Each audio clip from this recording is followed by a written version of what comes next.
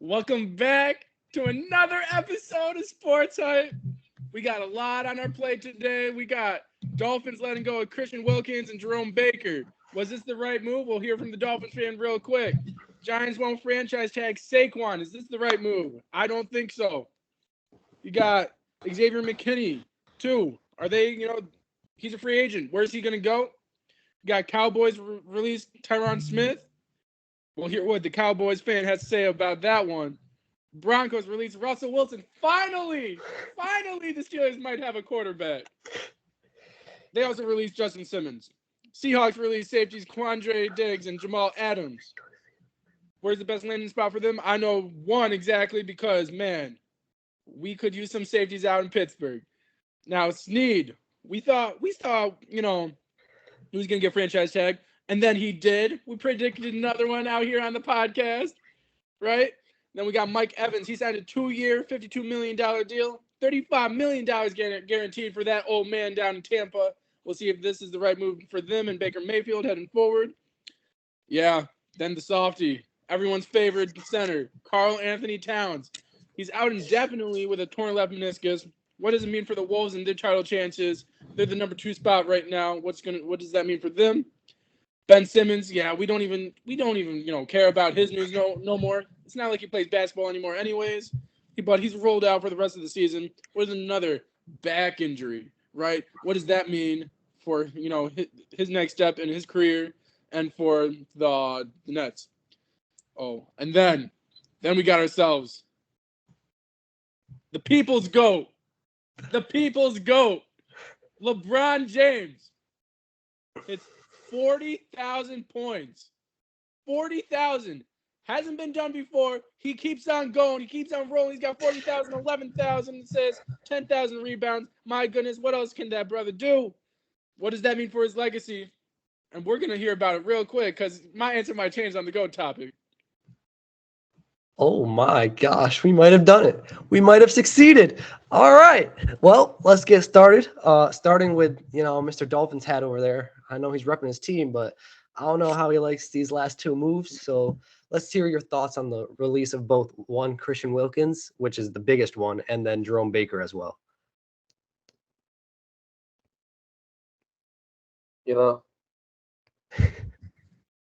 It's very much so like the Xavier Howard one, where they cut them to free up some money, / Christian Wilkins let him walk to free up money.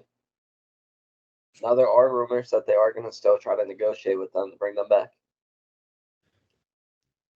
Hopefully they do that. Those are 2 phenomenal players.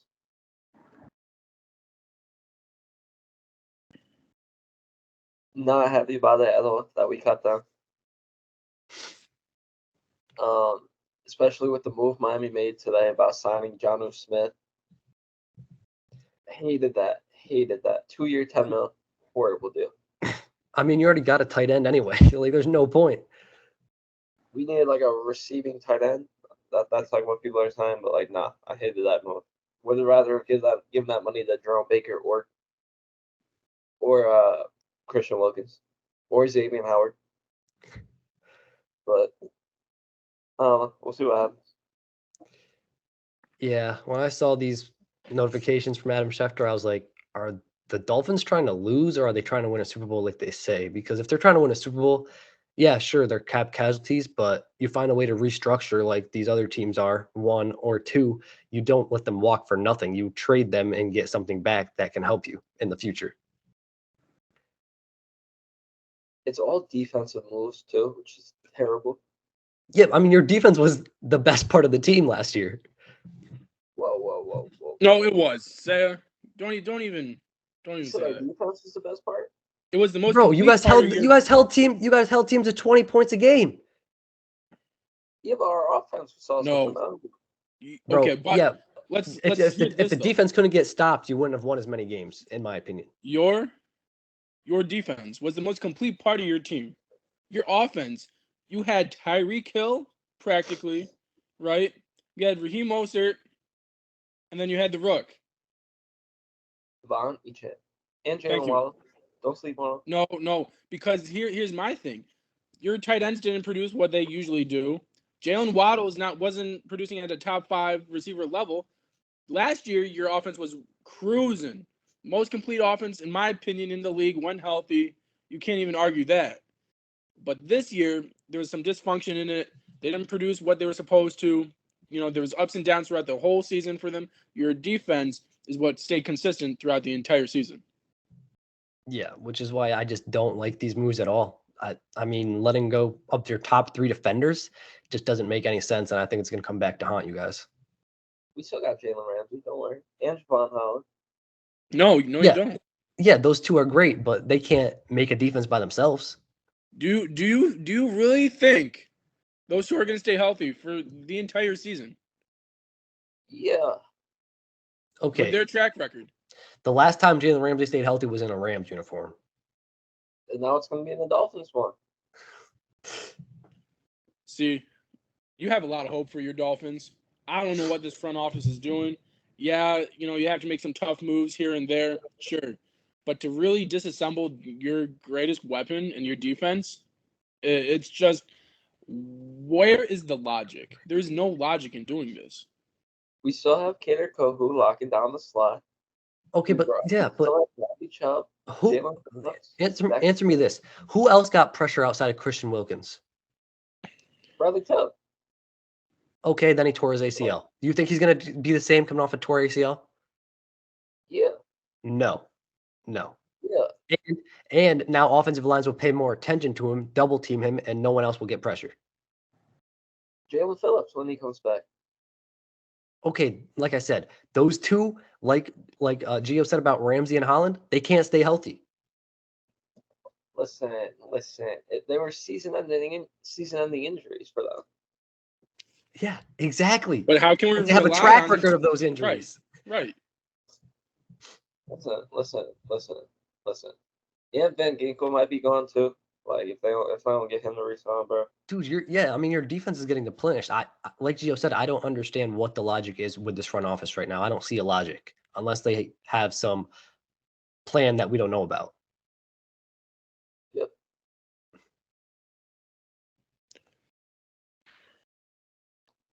Jerome Baker's coming back on a minimum, 5-year minimum. Christian Wilkins coming back on a 10-year minimum. Yeah, we'll see what happens. We'll see what happens, bro. It is a great time for the NFL free agency right now. A lot of moves are about to be made, just like I mentioned in the monologue. We have a lot of great players on the market right now, especially defensively.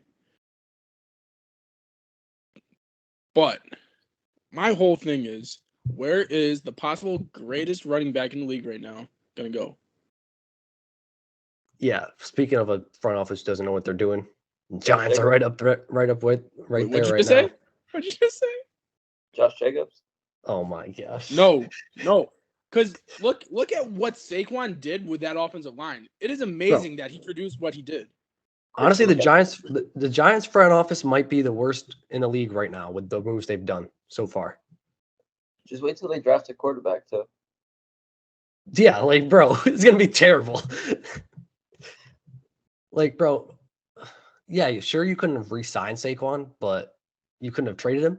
Right. You just let him walk. Same thing with Xavier McKinney. You're just gonna let them walk. Like, It makes no sense. Yeah, you're gonna sign Darius Slayton to a deal when he hasn't produced anything. And Daniel Jones. You're gonna rely on Daniel Jones and Darren Waller to lead your offense. And that's not gonna lead to anything. Like Saquon made that offense. Without Saquon, they win maybe 5 games. I don't think they even win that at all. Daniel Jones cannot win without Saquon Barkley. As you saw in the season prior to that, what wins did he win without Saquon Barkley? Like 3. Maybe if that. And it made him play at an elite level, which we haven't seen before, right? You go into that Vikings game, you really think, you really think that Daniel Jones is going to do the exact same thing? No, he's not going to do anything like that. He's not going to do anything next year either. Because, like you said, Darren Waller, that's why the Raiders got rid of him, is because he couldn't do anything. And he has an injury history. Right. Like, I just don't understand it. And then you let go of your captain on defense, your best defensive player in Xavier McKinney. Like, Right. who's your safety now? Oh, fuck it. Big Dex is their best defensive player. Okay, yeah, but their best corner or safety is Xavier McKinney, and now they got no cornerbacks. But yeah, the Giants, it's a terrible move. But for Saquon, love it. Yeah, for Where's he Saquon, going? good Where's he for him. going? I mean, yeah, but anywhere is better than the Giants outside of maybe the Jets. Could he go to the Chargers? Depends if they don't want Eckler no more. Yeah, Right. exactly. That's my question is if Eckler's gone, can Where they pick him up? where Saquon goes will be decided by what the other running backs do. I think Saquon's better than Eckler, so the Chargers should favor him. But Right. Eckler, that's him. I have heard that there's mutual interest with him and the Eagles. That would be terrible.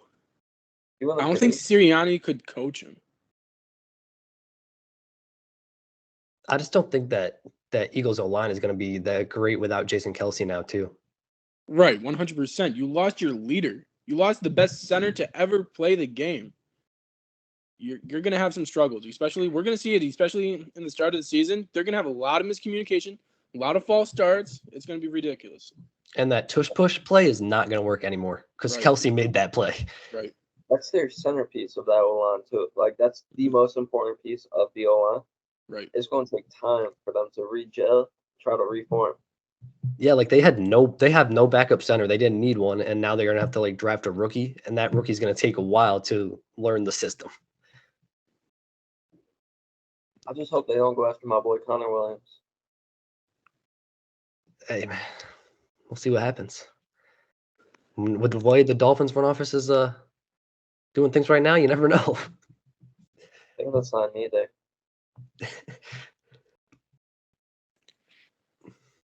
Since there's a lot of moves, let's go through a speed round. Yes or no? Is this the right move? That's gonna be our segment. Right move. All right, bet. Let's do Cowboys release Tyron Smith. Right? Is that the right move? No. To me, it depends on what we do with the rest of the O-line because I think Tyler Smith can be moved to left tackle, and I think that's what we should do.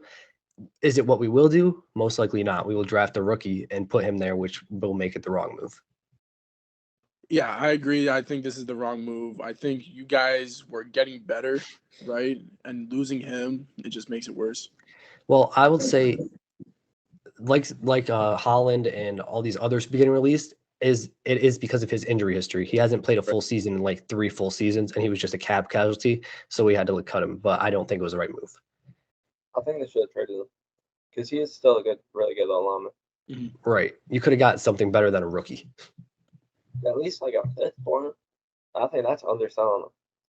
I think as I said, if we put Tyler Smith to left tackle, I'll like the move, but I just don't see Jerry Jones doing that because it's Jerry Jones. Yeah.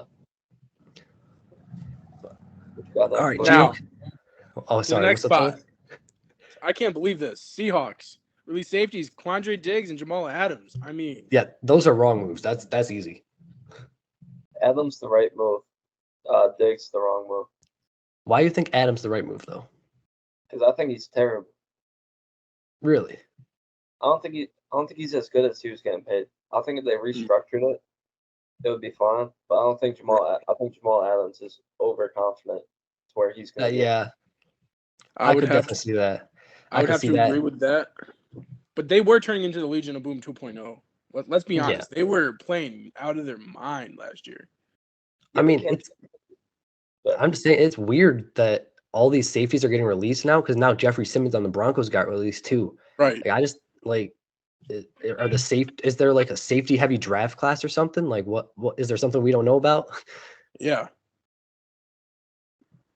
I mean oh my goodness, that wide receiver draft class, I cannot wait to see where these kids land. These quarterbacks and the wide receivers are going to be the 2 best positions in this draft, I think. For sure. Let's see where. I'll go ahead, say it. What's up? No, go ahead, Jay. I was going to say, you got Bo Nix in there. Yeah, he's older. but he's one of the most experienced quarterbacks, and he's not even a top 5 pick. Not Bro, a top 5 quarterback. And Michael Penix is the toughest quarterback in this draft, and he's not even top 15 right now. Penix, you got JJ, who's apparently seems very professional, right? Making all the right statements, all the right moves in his, They're saying top 5 though, and that's a little bit of a stretch.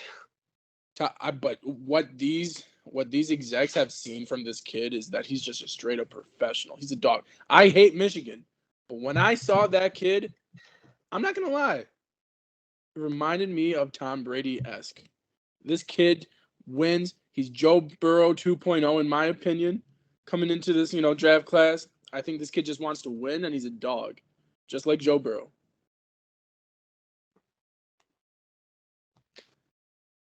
But anyways, I'm really looking forward to my boy Marvin Harrison Jr. in this draft class. So. Yeah, so am I. But we all know he's not going to be a Steeler, so I don't really care. He's going to be he should be the number 1 pick. I think he should be the number 1 pick. Is he going to be? No, he's not going to be. Or the Bears should trade down to 3 on the draft. They should, because Justin Fields with the Bears, with Marvin Harrison, would be ridiculous.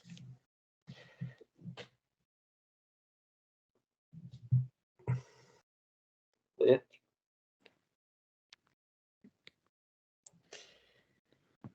So what do you think? Is this a good move? Mike Evans getting signed to a 2-year deal, $32 million. Yeah, good move. Yeah, I think it is because it's a pitch to Baker Mayfield. I think that's what it mainly was, and obviously they're trying to keep their best receiver, but I think it was also a pitch to Baker to stay because he wanted Evans to stay in order for him to stay. I'm thinking sign and trade. It's a good move, as long as they trade him away. I just don't see the Buccaneers winning anything in the next 3-4 years. Mm-hmm. I know he's under contract for 2, but no ring's gonna come, so just get something for the future now. Is he worth that kind of money? I believe he is. I mean, 8 straight 1,000-yard seasons. You can't argue that. Mr. Consistency right there. He is Mr. Consistency. With his age, with the quarterback situation, I do love myself some Baker Mayfield. But that was the most consistent season I have ever seen from Baker Mayfield. Can we honestly expect him to play like he did last year? Yes, sir. And with Evans' age, I'm skeptical at the $32 or $35 million guaranteed. Just a little skeptical on that, but I am happy for him. He's a great receiver. Like you said, he's Mr. Consistency. I'm still undecided on if this is a great move or not. There. Who else? Sneak. Broncos. Franchise. We got Broncos. Let's go to Broncos. Yeah. Russell Wilson. Unfortunately. I mean, yeah, that's the right move. Let's be honest. 100%. Everyone needs to change the scenery after last year. The past 2 years, to be honest. Past 2 years. Who are they going to draft? The fact that they have $85 million in dead cap because of him is terrible. Yeah, they're in the hole for years to come because of that terrible contract they gave him. But then the trade. Oh, bro, that trade's going to go down as the worst in NFL history. I would agree. Like, he played 2 years on a 5-year, $200 million deal, and now they're $85 million in the dead cap hit. Come on. Mm-hmm. Hey, man. Russ played well last year. Yeah, but it's on Sean Payton. He doesn't like Russ, and that showed. Russ is about to go ball out. Yeah, he is. To answer your question, Gio, I don't think they draft anyone because they don't have a high enough pick to do that. Really? I think they stick with Jarrett Stidham and just see what he got. What pick are they? They're like 80, maybe? I don't know. That's a good question. But they have, even if they're a high pick, they have so many like roster needs that I don't think they go quarterback either way. Drake May, if he's still there. They have the number Drake 12 May's going. overall pick. Yeah, see, I don't think a lot of quarterbacks are going to be at number 12 Why not? because I think majority of these quarterbacks are going top 10. You have That's the Mahomes area, though. What's up? That's the Mahomes area. That's true, but I don't think the Broncos would ever be that smart to do that. you have you have yourself, right? I'm guessing you're gonna have an O lineman Which Right. they need. drafted in the top 10, most likely. Yeah, that's fair. Okay. You're gonna have one or two receivers, in my opinion. Right? At least one or two receivers.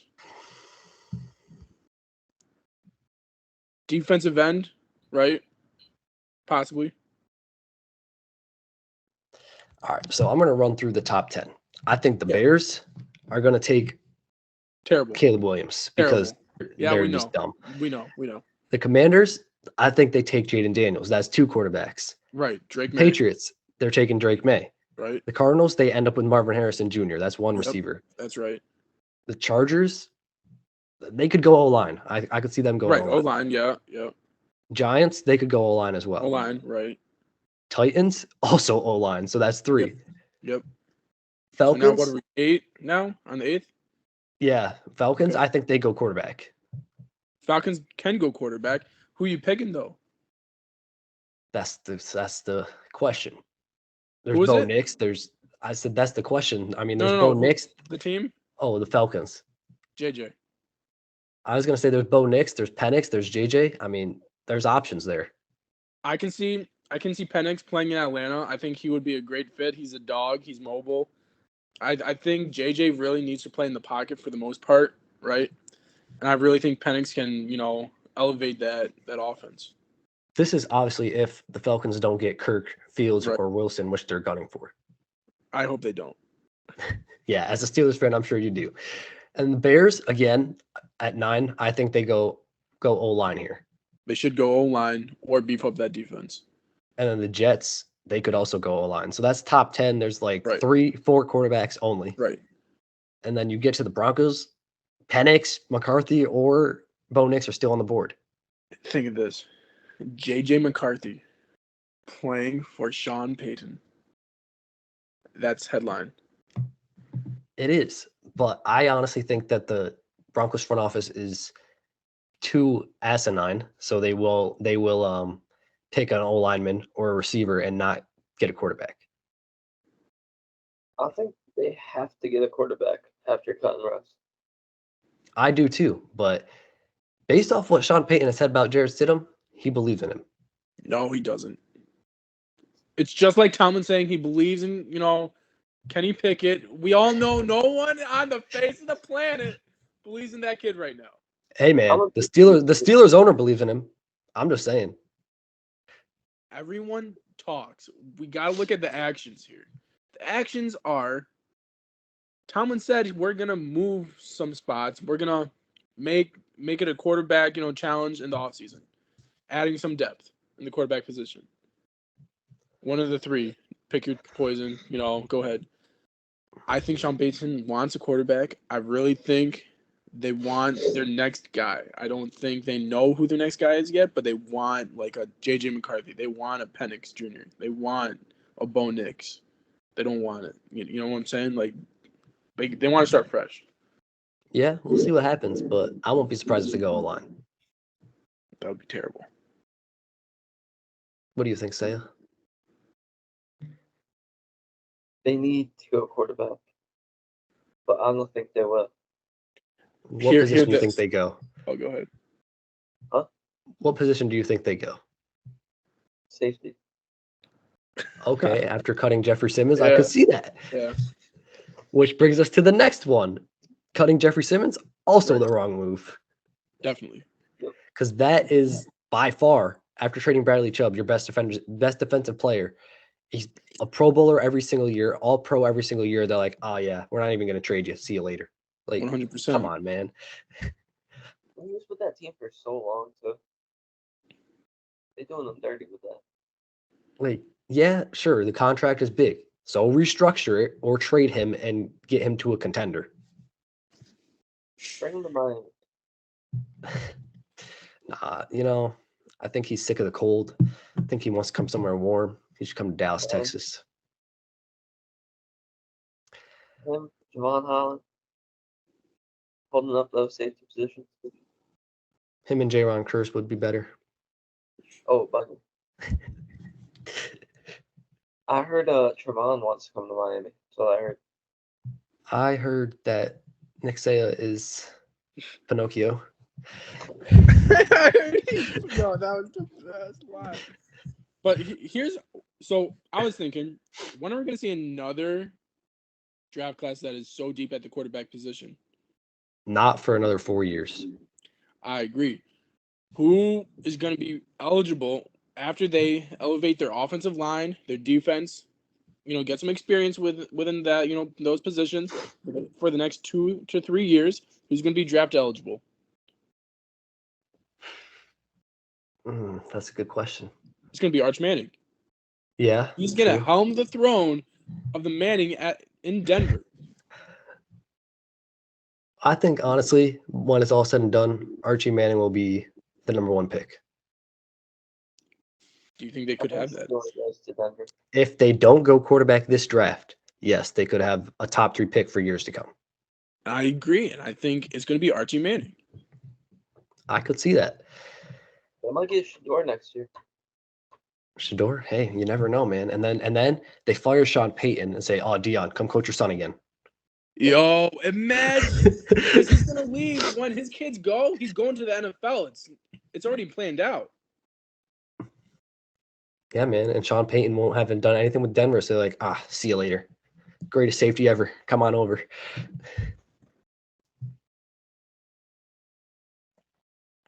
Yeah, I could see that. It's gonna be crazy, man. But it's just the Broncos, Giants, and Dolphins are not making good moves right now. They're not a good start to free agency for them. Listen, Miami's playing chess. Right? Yeah. And they're about to get checkmate by all the other teams. Wow. They're playing chess. Y'all just don't see it yet. Checkers, right? I heard that. Yeah.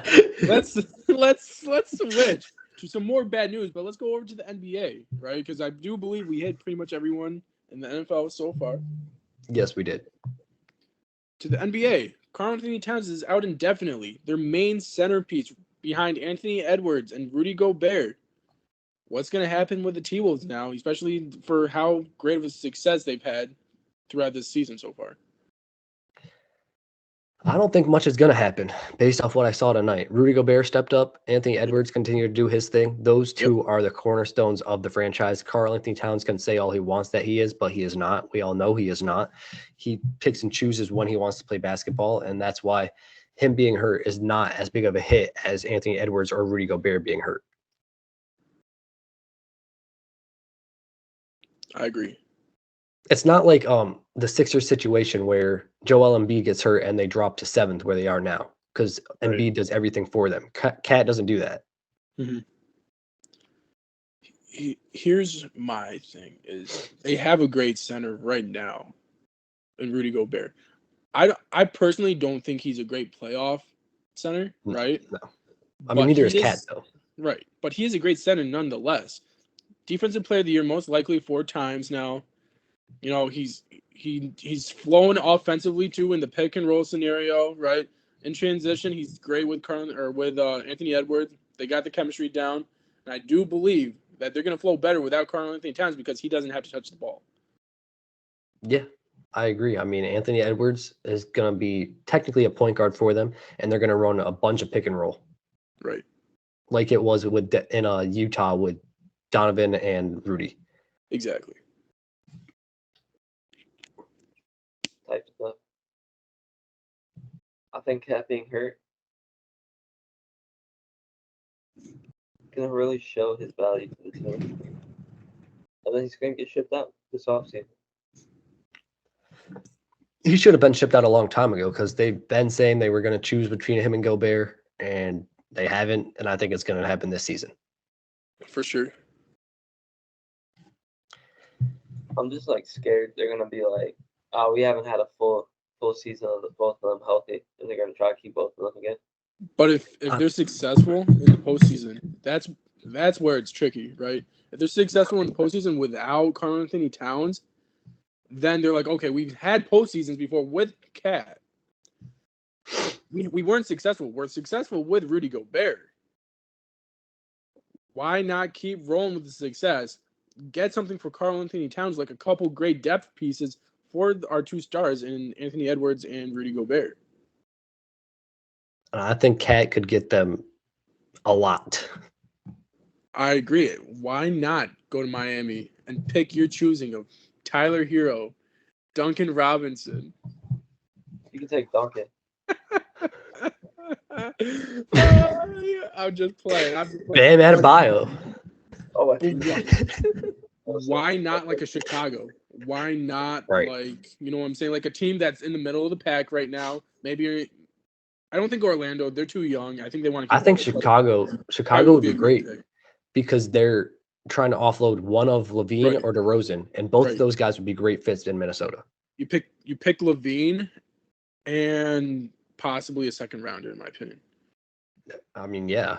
Like, honestly, Cat could get you a Levine and Caruso, and you'll be set. If you get those two guys, you are definitely going to make some problems in the West. Right. So I think this is going to set up a predicament for the Timberwolves when it's all said and done. Right. But on to another guy who can't stay healthy to save his life, Ben Simmons. He's played 57 games these past 3 seasons. It seems all because of back injuries.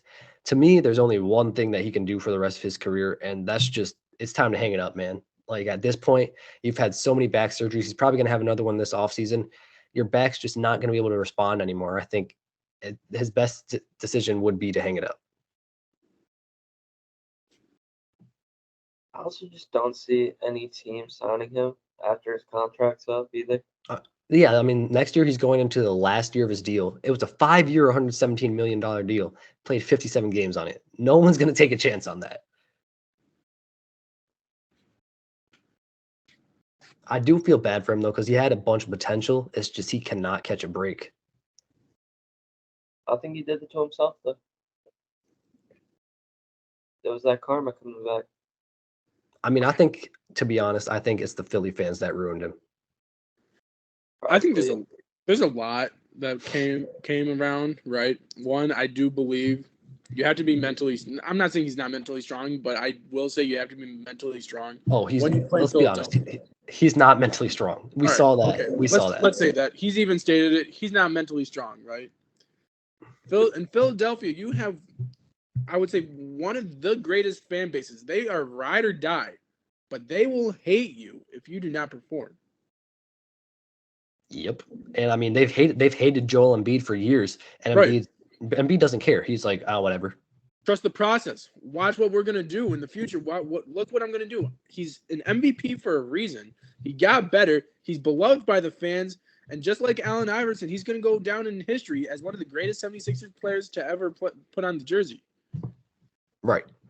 I mean, yeah, he has to win a few rings, but I think he has potential to do that. He does have potential. You have this year exactly. You're a sleeper team, just like the Miami Heat. No one's looking at you right now to go ahead and make a push in the postseason. With Harris, right? Mm-hmm. With Harris, Maxey, well. Toby, yeah. So you have Toby, Maxey. You have some great guys coming behind you. I do believe, Maxey is probably the most impactful player on this team right now because he is such an explosive offensively player. I think that if he drops 40, it's a guaranteed win, no matter what. 100%. 100%. I mean, I think Maxey's done the best to keep them afloat without Embiid. It's just he hasn't had enough help, and that's why they've dropped to 7th. Right.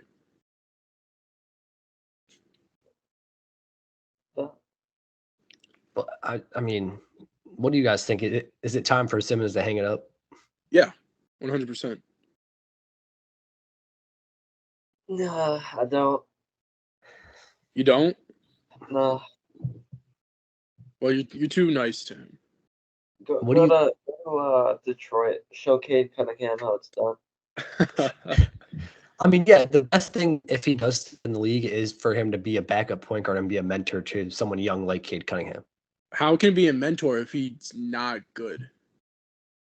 I think he's better than he's advertised. He was playing good at the beginning of the year. He was playing like Yeah, he was. I'm not gonna say not like Philly Ben Simmons, but he was He's getting playing back to okay. that. He was getting back to that form, and I think Cade Cunningham struggles so much defensively that's where Simmons could help him tremendously.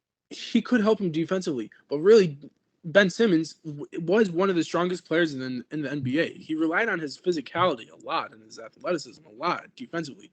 When you look at Ben Simmons though as a mentor, he hasn't been in the league enough and in the postseason enough to really help you make that push like a Patrick Beverly, like a PJ Tucker, right? You don't have to be the best player on the team, but they have enough experience to where they can help you.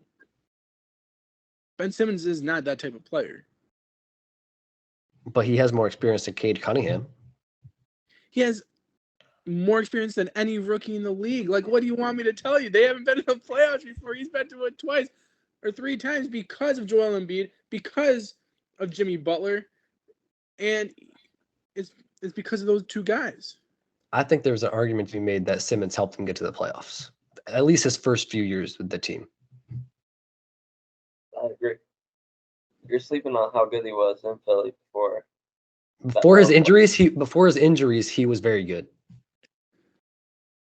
He was good, but he wasn't great. He was still missing a shot before he couldn't shoot point blank from the layup. He still was missing a shot, so he couldn't really make that great of an impact in the playoffs as people were expecting him to. He averaged 20 though without the jumper. Yeah, In the regular season. And then he was locking up their best offensive players. In the regular season. What happened in the postseason? You know why Giannis? Okay, Joel Embiid didn't step up in the postseason either. It can go both ways. Yeah, but here's the thing for me. Joel Embiid has a shot. We all have seen that man shoot before. Ben Simmons doesn't have a shot. Giannis has a shot. The difference between Ben Simmons and Giannis, right? Even though they both don't shoot well, Giannis can perform in the postseason, no matter what. Unless he's going against Miami. Unless he's going up against Miami. That's true. We know that's his kryptonite until this year, which I think the Milwaukee Bucks, when healthy, they're insane. But anyways, Giannis had his 1 year to beat us. He won a chip. He's happy now. He's done. No more of that. I just don't. I don't think you can really count on a guy who doesn't have a shot to help you in the postseason anymore. Everyone has to have a shot in the postseason. There's the few exceptions, like Giannis Antetokounmpo. Yeah, which is why we're saying Ben Simmons doesn't go to a playoff team. He goes to a team that's rebuilding and helps them. I'm just saying, I just don't think. I don't understand how he could help them. I think he's better than. Obviously, he's not as good as he once was, but he's better than you're giving him credit for, I think. Yeah, probably. But then again, he's street clothes. Just like your beloved Anthony Davis, Ben Simmons is street clothes. Hey, we can't call AD street clothes this year. That's all I'm saying. Yeah, we can't because he's missed 3 games. Congratulations. 1 year. Hey, man. 1 year leads to another. See what happens. 1 year, you need a chip. Yeah, that's never going to happen with Darvin Scam at head coach. I love it. But, yeah, I mean, it's unfortunate for Ben Simmons. I don't think it does much for the Nets, though, because they were struggling even with Simmons at point guard. So, I mean, this season was a wash pretty much after they traded half their roster over the offseason. And once they fired their head coach, so it doesn't do much damage for the Nets. Mm-hmm. I agree. Mr. Saya, what do you think? Closing thoughts. I need my boy to go help somebody. LaMelo. Hey, man, LaMelo and Lonzo need to help themselves. He needs to stay on the court first and foremost. Hey, did you see Lonzo, though? He's dunking again. I'm loving his progress. He's getting back on the court. I cannot wait to see him play. I mean, they got to get some professional trainers up in that ball house, though.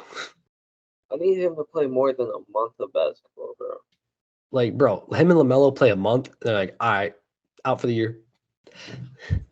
Dude, that's one I don't understand because Jello is the strongest ball brother. He is the most healthy brother, right? Bro stole from China. He was the smartest. He's got your sign somewhere. Bring Jello to Yeah, Cleveland.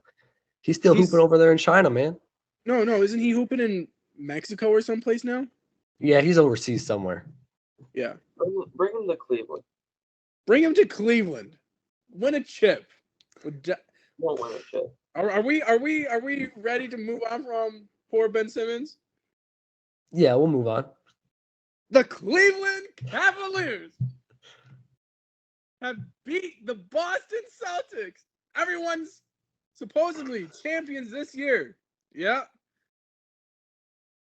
Yeah, I mean, You got yourself the Cleveland Cavaliers and the real D Wade. The real D Wade, Nick Saya. The real D Wade. whoa, let's not The go real there. D Wade. Let's not go there. The real D Donovan Wade. Mitchell 20. Mitchell's not even a quarter of how good D Wade was. Whoa, no, Excuse he's me? talking about Did he ever come back Dean against Wade, the man. Celtics? Oh, Dean Wade. He's the real D Wade. Let's let him win a few championships before we go there. How about a 20-point fourth quarter to come back from the Celtics, where they have never lost in the fourth quarter, leading by 20? Okay, here's the thing. The Celtics are, they're a great team, but they are getting overrated by a lot of people. No. And yes, they are. Because they lost. I'm not discrediting the Cavs. I'm just saying they're getting overrated. And this is why. They lost to a team without Anthony Davis, and without LeBron James. They let Austin Reeves score 30 points and beat them single-handedly. And then they lose to a Cavs team without Donovan Mitchell and Evan Mobley. Right. And they blow a 20-point lead. They've lost to teams they shouldn't lose to. If you look at their losing record, at the games they've lost, they lost the team. Most of them are teams they shouldn't have lost to. And I think that's going to come back to haunt them in the playoffs. But on paper, you look at the Boston Celtics, they are the deepest team, and they have so many rotations that can beat you.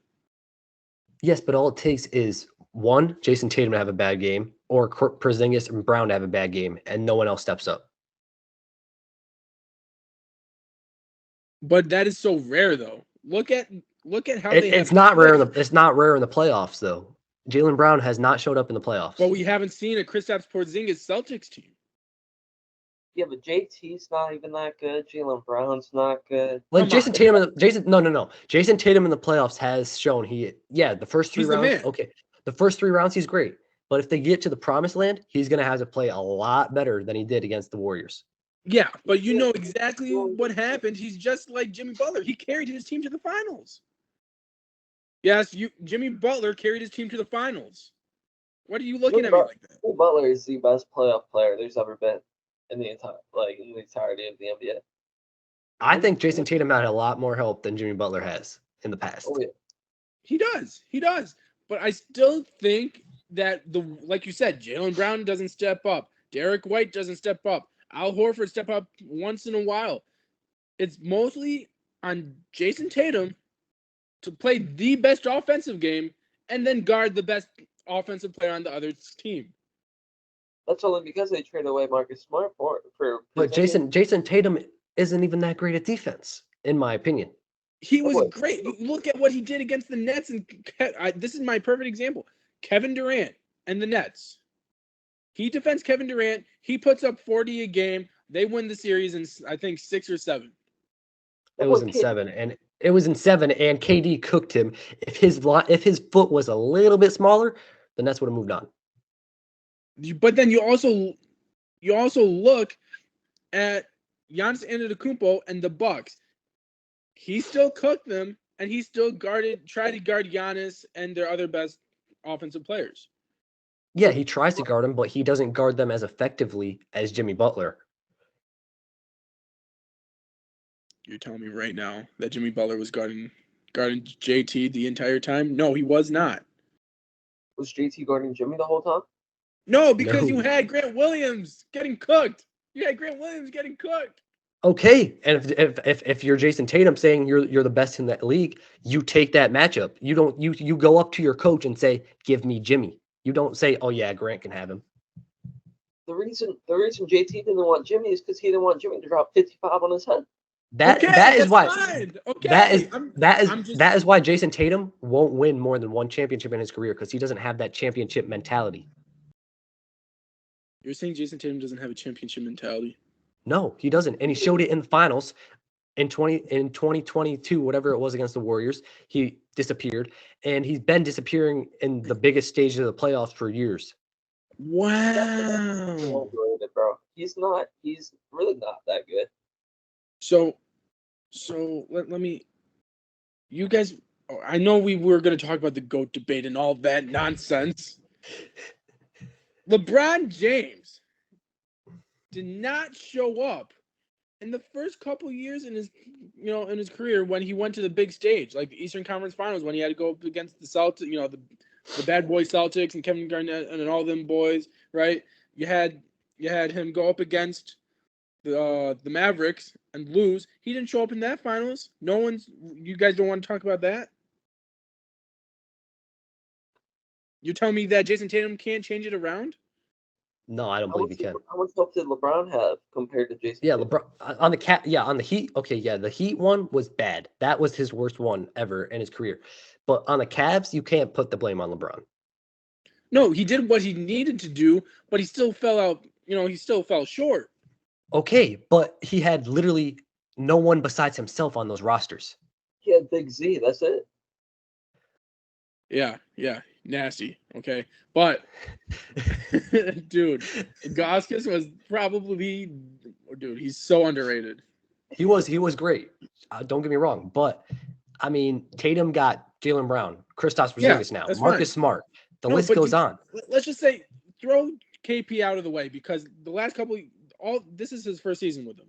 Okay, still Marcus Smart, Jaylen Yeah. Brown, Al Horford, Derek White. Like the list goes on. But when you guys say they're overrated, you have a Drew Holiday who is a champion, who's one of the best perimeter defenders in the league. Okay, let's be honest though. Who won Drew Holiday that championship? Drew Holiday. You're telling me right now? Giannis. Giannis won him that championship. No, you tell me Yes. right now? No way! No way! What do you mean? He averaged 30 in the playoffs. Fine. You tell me right now without Drew Holiday's defense, without his pedigree, without PJ Tucker, they're not winning a championship? They're winning without PJ Tucker 100%. Oh, bugging. No. Bugging. They are. No, they're not. They're not winning without the defense. PJ Tucker and Drew Holiday brings the defense. Why do you think that Giannis Antetokounmpo and Chris Middleton couldn't win one with Eric Bledsoe? They had to run through Miami. But defensively, they are not the same. Look at this year. Without Drew Holiday, they had to refine their identity on defense. Which they are now. They're looking good now. Fine. But it took them a long time because Drew Holiday is that guy on the defensive side. Yeah, defensively he's great. But offense has taken a step back, and I think that's going to haunt them in the playoffs. That's okay. You can take a step back offensively as long as you play the defense you need to, right? And then you have Jason Tatum on the offensive side. But in the playoffs, it's not okay. In the playoffs, it's not okay. It is okay. Not in the playoffs because Jason Tatum or Jaylen Brown are going to disappear like they always do. No. Yes. You cannot tell me right now. You can't tell me right now Jaylen Brown is a playoff performer because he's not. But I can tell you Jason Tatum is. Not when it matters. If they get to the finals, I guarantee you he'll disappear again. I guarantee it. He won't get that far. I'm saying they're the best team in the East on paper right now. With Kristaps Porzingis spacing the floor like he does, playing interior defense like he has been, with Drew Holiday playing the defense he has, when you have Derek White, when you have Al Horford, when you have Jason Tatum and Jaylen Brown, like the list goes on. The East is 1A and 1B to me. And 1A is the Celtics, and then 1B is the Bucks. Okay. Yeah. And then you always have the dark seed. horse. Okay. You always have the dark horse coming in at the 8th seed, coming in at the 7th, coming in at the 6th, the Miami Heat from the South with Himmy Buckets coming in with Bamsey going to the conference finals saying, yo, we here. This is our time. I've run the Once East. again, the Knicks say a curse will come back, and we'll come back to it. That's all I'm gonna say. They go to the finals, though. They go to the finals. Yo, Joe, you just said something that's so accurate, though. What is it? Jimmy is the new LeBron in the East. He is. He runs the East. Oh, he 100% is. He 100%. I mean, every time a team goes up against them, they're like, "Ah, great, here we go again." To make an analogy, LeBron James is the Toronto Raptors' father. Okay? He owns them. Jimmy Butler doesn't just own the Milwaukee Bucks. He owns Milwaukee Bucks and the Boston Celtics. So you tell me right now you're 1A and 1B in the postseason is not going to lose to Jimmy Buckets? Come on. Oh, I never said that. They definitely will. I could see them. I could see them losing for sure. I'm sorry, Nick. I just had to because having Jimmy Butler in the playoffs, it's a guarantee. He is so consistent. Oh, I mean, as Nick Say said, he is by far the best playoff performer in the league and will be for years to come. He might be from all time. I mean, what he did last year with that roster, taking them from, they had to win 2 playing games. Not only did they win 2 playing games, they took it to the finals as an 8 seed. But not only that, they beat the Milwaukee Bucks. They smacked them around like they're a child. They smacked the Milwaukee Bucks. Then they go up into the second round. I forgot who they played in the second round, but it doesn't even matter because they play who? New York. Oh, yeah, no one cares about New York. They had to play the Cavs, young squad. Who cares? Go up against in the conference championship. Grant Williams awakens the beast. And that's it. That's what happened. It was over, man. And honestly, I won't be surprised if the Heat make a run again, because once again, Jimmy Butler in the playoffs is the best playoff performer. He can carry a team, and that's the kryptonite for the Celtics and the Bucks. And that's what, the Bucks have Giannis, but he disappears here and there in the playoffs. And same thing with Jason Tatum in the Celtics. I will always put my money on the Miami Heat and Eric Spoelstra and Jimmy Butler in the playoffs. 100%. I mean, Eric Spoelstra is the best coach in the league, hands down. I would have to disagree. Without Pop, there's no debate about it. You feel me? Other than Pop, yeah. The coach. I would have to say Darvin Ham is the best coach. That's the worst coach in the league. I gotta go. Don't even get me started. Don't even get me started on Darvin's scam. The amount of times I yell at my TV for this man to call a timeout a game, my blood pressure jumps 50%, bro. I don't know. He might be a top 2 coach of all time. You see what he does with the other one's David Blatt. David Blatt's number 1. You're not beating David Blatt. Bro, the Lakers have had a lot of bad coaches. Darvin Ham is number 1. That's all I'm going to say. But I want to go to the Heat. I know this wasn't on topic. Tyler Hero, Duncan Robinson, Bam Adebayo. The help that Jimmy Butler has this year, adding Terry Rozier. What are they going to do in the playoffs? I just need Terry and my boy Ty to be healthy at the same time. Yeah, I mean, they have been inconsistent all year. Same thing happened last year. And as Gio said, you just can't rule out Jimmy Butler and Eric Spoelstra in the playoffs. I'm not going to be surprised if they make it to the conference finals, if not the finals. They winning it all this year. Okay, see, now Nick Saya added the Nick Saya curse, and they're not going to win it all because he said that. They're about to win in 5.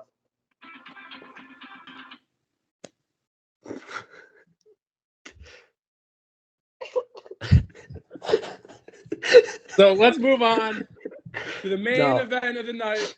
Hold on, before we do that, yeah. I did want to go back to the NFL, where you said L'Jarius Sneed did get franchise tagged, but they are giving him the right to search for a trade if he doesn't want to play on the franchise tag.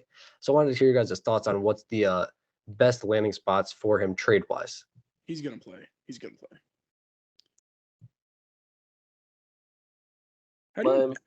No. How do you not play with the defending champions? I think he's gonna stay. I do. But if he doesn't want to play on the franchise tag and they can't work out a deal, Right. I'm not being biased, but Dallas needs a safety. Isn't he a corner? I mean, yeah, we could use I feel like it could be a safety too, though. I think so. I think he's good enough. And we could use another corner if Stephon Gilmore gets let go, which I don't think we should let him go.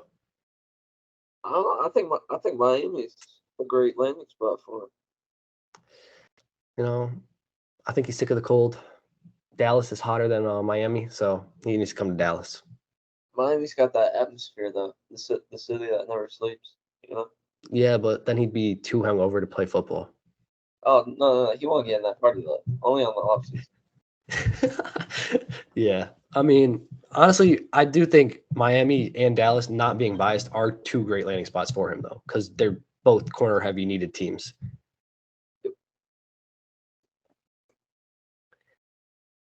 You know. But yeah. Do you think he signs long term to the Chiefs if he does resign?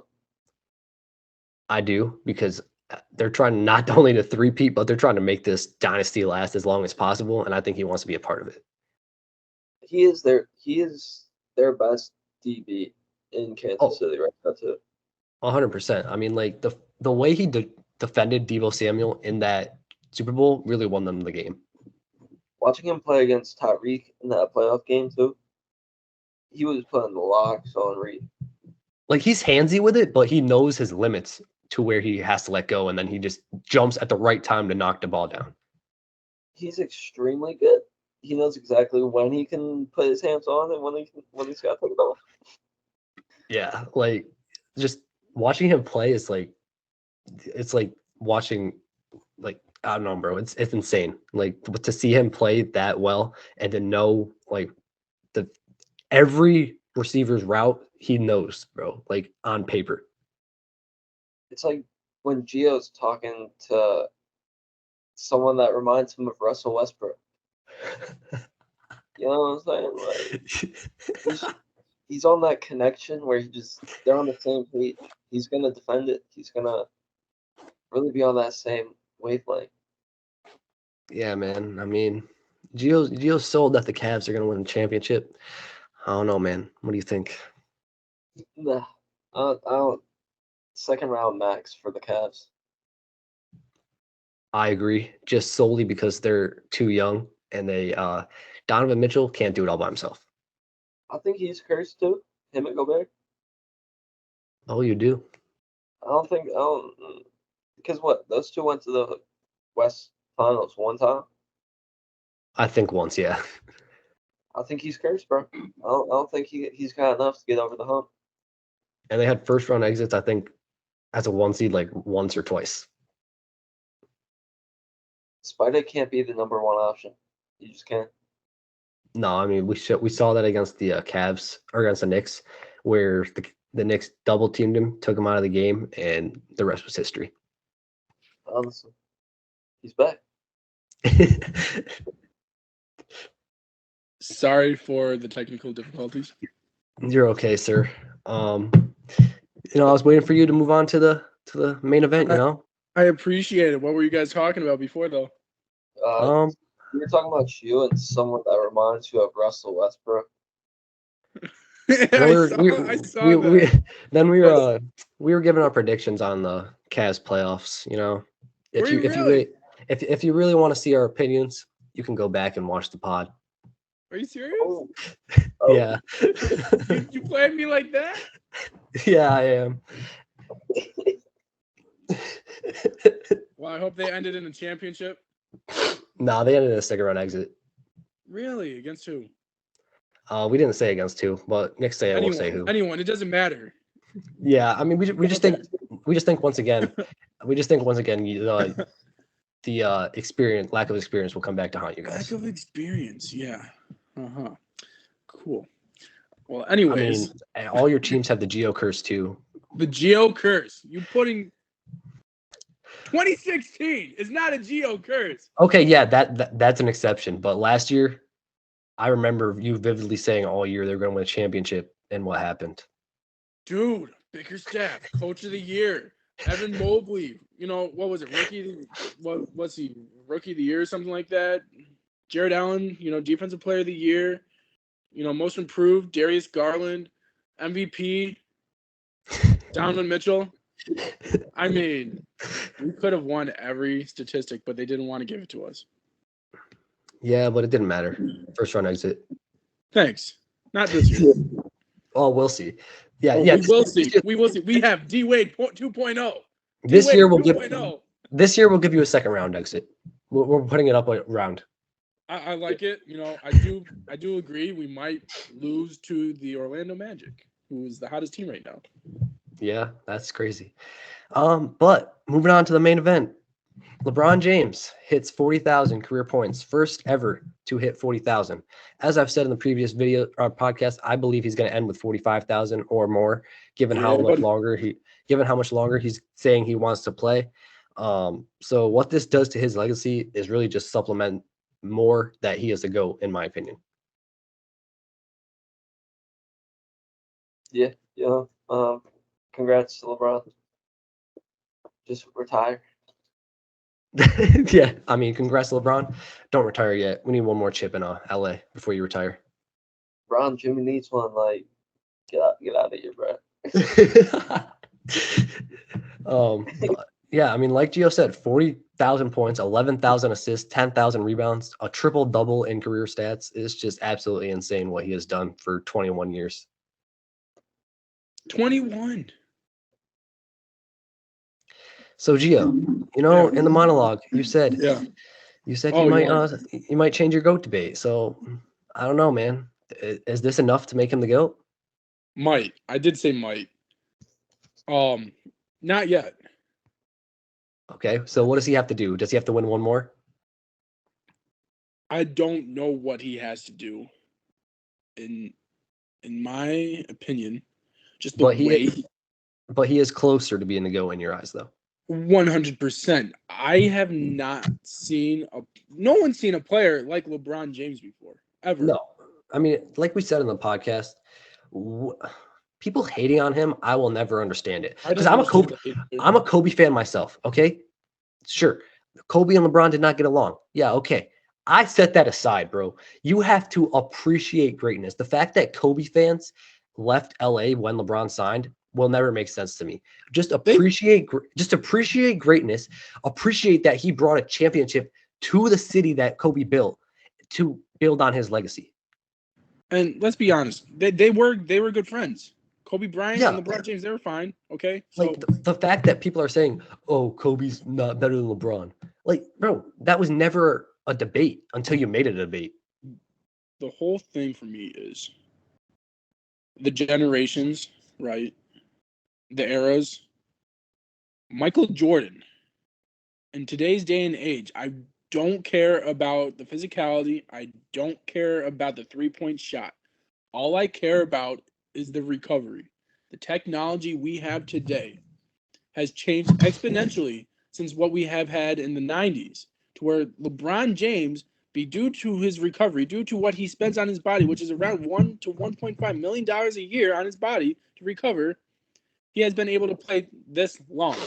Michael Jordan in year 15 had more points than LeBron James in year 15 when Michael Jordan retired. He only played 15 seasons. This is crazy what we're seeing from LeBron James. LeBron James has played 6 more seasons than Michael Jordan. If Michael Jordan has played 6 more seasons, 1, could he have won another championship? I don't know. 2, how many points would Michael Jordan have? Because he was averaging right around the same as LeBron James. Honestly, I think 43,000. If Michael Jordan played 21 seasons, it would be crazy. I think it would be such a close race. With the recovery that we're seeing from LeBron James in this generation, if they had that back then, we would the statistics would be exponentially different, right? Because the talent's better now, but with those guys getting the stats they did back then, imagine if they had this recovery. It's just mind-boggling to just even think about, right? So when you ask me who's the greatest of all time, I still say Michael Jordan because of the eye test. Um, You go to LeBron James and you go to just look at Michael Jordan in the eye test. I personally think he's the most dominant. But you look at LeBron James and what he has accomplished throughout his entire career, I cannot make an argument saying why he's not the GOAT. That is my only thing. So what I'm hearing is they are 1A and 1B now in your eyes. I've always thought LeBron James when LeBron James won his title in Cleveland, he has cemented himself as the second greatest basketball player to ever live. And no one is coming close to Michael Jordan or LeBron James at that point. LeBron James has climbed his way to being closer and closer and closer to Michael Jordan. But I don't know. It's just the eye test. I don't know what LeBron James can achieve to make him the GOAT in my eyes because I have seen him play throughout his entire career. Although I've seen Michael Jordan highlights, I just see Michael Jordan playing at that level. And for me, it's just different. If that makes sense. I mean, it does. But let's say LeBron James plays 4 more years, Right. wins 2 championships in that span. Then what would happen? You would have to make the argument, right? He wins 6 championships, same as Michael Jordan. He leads every other statistical category in the NBA at that point. You would have to there's no argument. LeBron James would be the greatest of all time. 100%. I mean, In everyone's eyes. And that's why I think you can't put it on the rings. I mean, as you said, LeBron leads every statistical category, almost every statistical category in the NBA. And it's going to continue to grow until he retires. And when it's all said and done, I just don't see that because of that. Along with the longevity that he played with, I just don't see an argument for MJ. I don't see it now. Like, MJ is great, but he's just number 2. I mean, yeah, ever since, it's not because that he became the greatest all-time leading scorer. Before that, I was close to putting LeBron above him. It's just that pushed it over the top because of now he leads pretty much every statistical category. The only thing is, to me, is look at 2018 LeBron James. Look at, 2013 LeBron James when he was the best offensive and best defensive player, right? Michael Jordan was that for 6+ years. The best offensive and best defensive player in the league. But I think if Jordan played as much as LeBron has played, he would have chose when to play defense like LeBron does. He would have. But also, I think we have to go back to the whole strategic standpoint, right? More physicality, the recovery was all different in that day and age. So the strategic standpoint, you had to play differently. LeBron James has a different strategic standpoint where he played through the San Antonio Spurs, who pretty much founded the way of load management.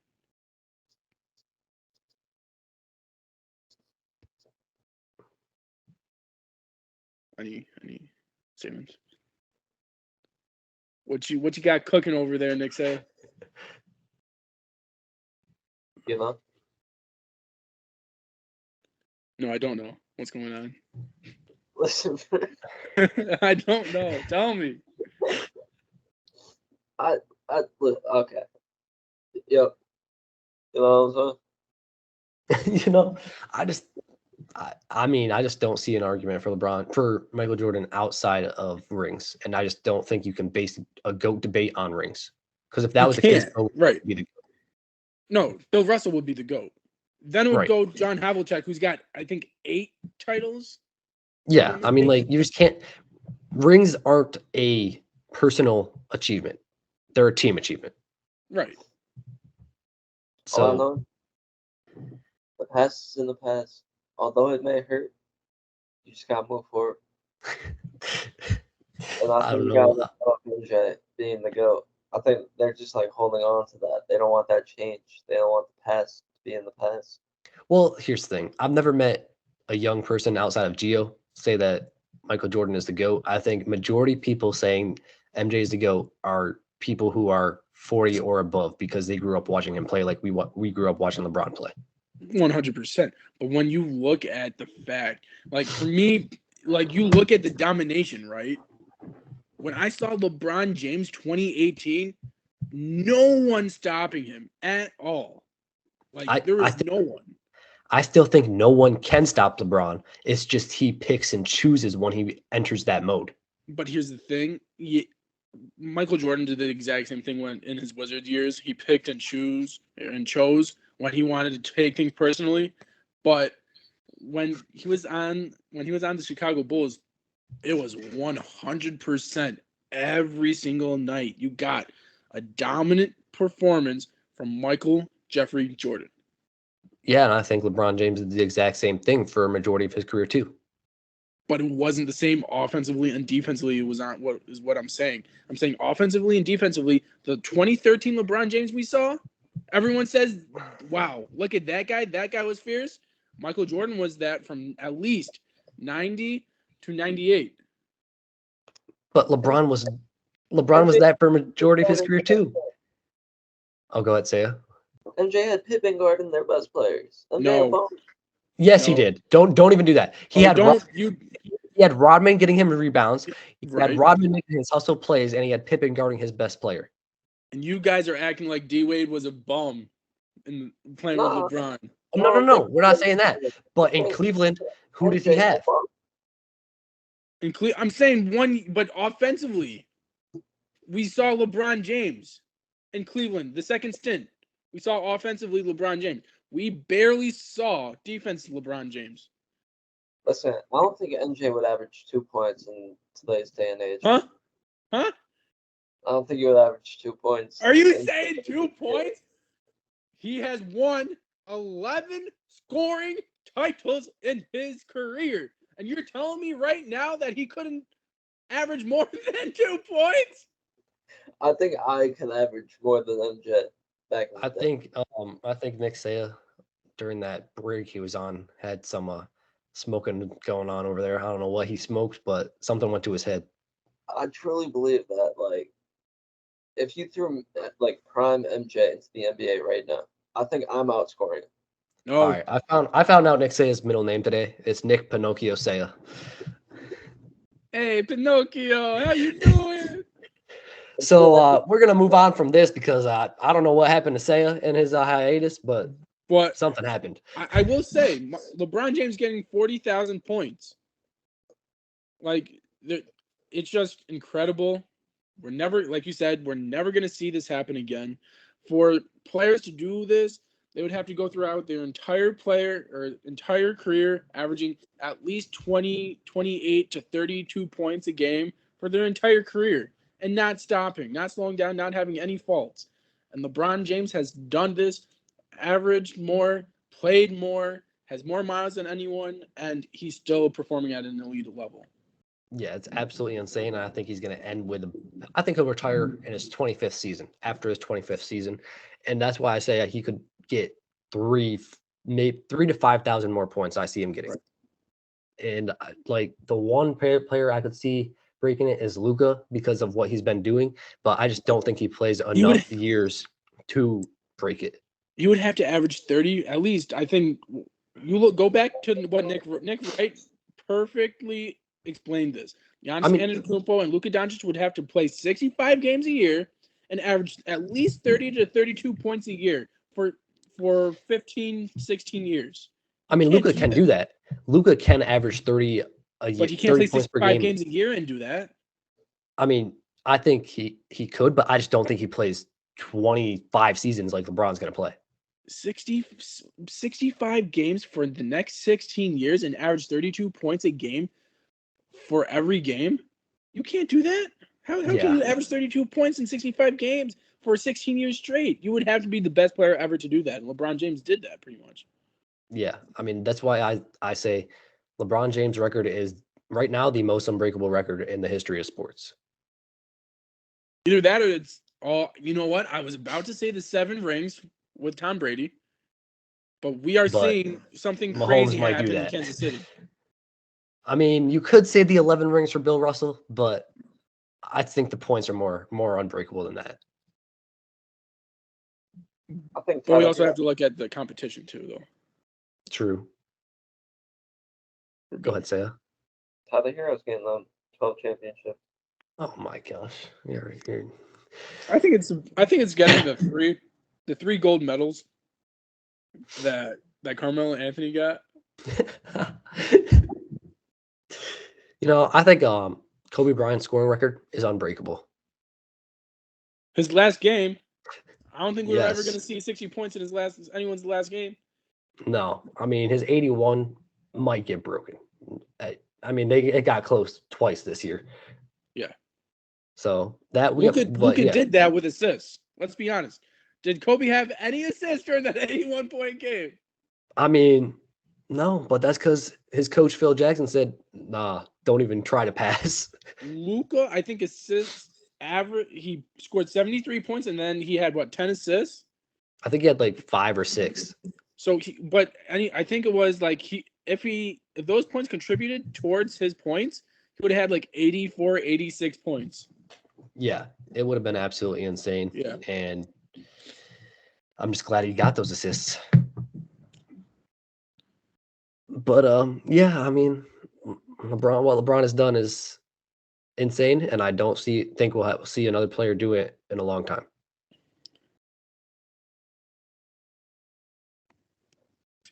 I agree. You got a segment over there, Gio? I do. Man, what a great week for sneakers.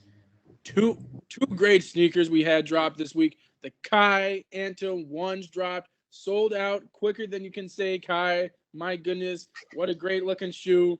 It's Kyrie Irving's first signature shoe with Anta.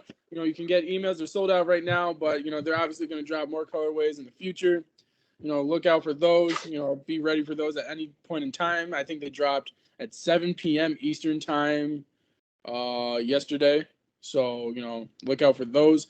And then also, LeBron James, Fruity Pebble 4s dropped today on National Cereal Day. Congratulations, guys. We made it through National Cereal Day. But LeBron James, Fruity Pebble 4s, an iconic sneaker, dropping at $250.